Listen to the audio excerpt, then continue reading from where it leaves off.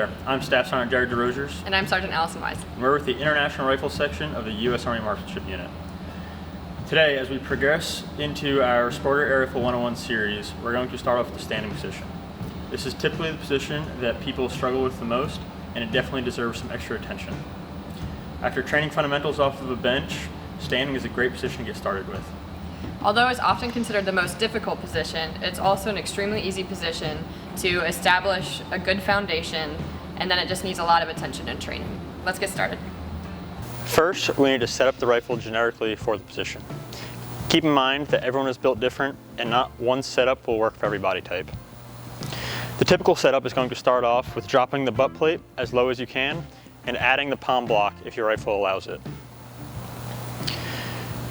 While you're in position, you also want to ensure that your cheek piece is set up to allow yourself to actually look through the sights. To build a good standing position, it is crucial to build a good base and then stack your bone structure on top of it. This will help reduce muscle fatigue and minimize the muscle you're using while you're in position, which in turn helps increase the consistency. To start off, I like to ask people to get into an athletic stance with your feet roughly shoulder width apart. You should feel comfortable and balanced. For a right-handed shooter, your left foot should be parallel to the firing line. I want you to slouch as if you're sitting on a couch watching TV. You should feel your shoulders drop and your stomach stick out. Next, you'll want to let your hips fall towards the target while making sure not to rotate your hips at all. We want there to be a straight line through your hips towards the center of your target. While in this position, you'll want to feel any muscle tension and body sway with the goal of there being as minimal amount of movement and tension as possible.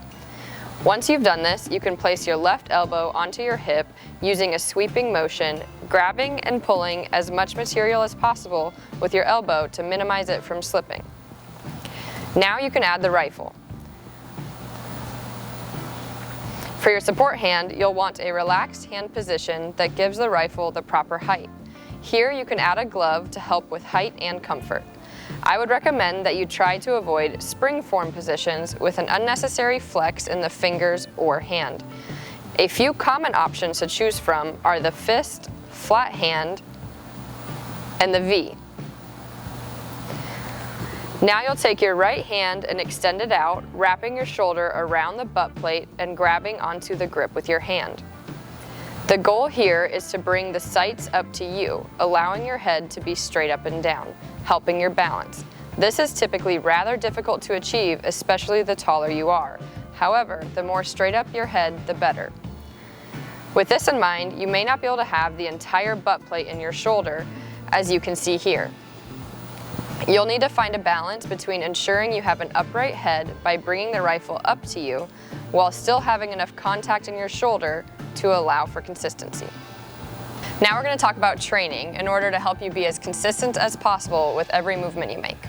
Some examples of these movements include the distance between your feet, where your elbow is on your hip, where your support hand is on your rifle, where your butt plate is in your shoulder, and even how you load your rifle.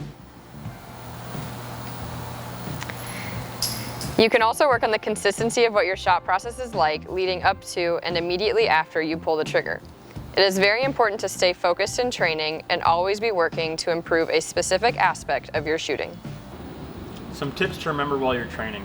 Remember to stack bone structure to prevent injury and to help your balance. Ensure minimal muscle tension at all times.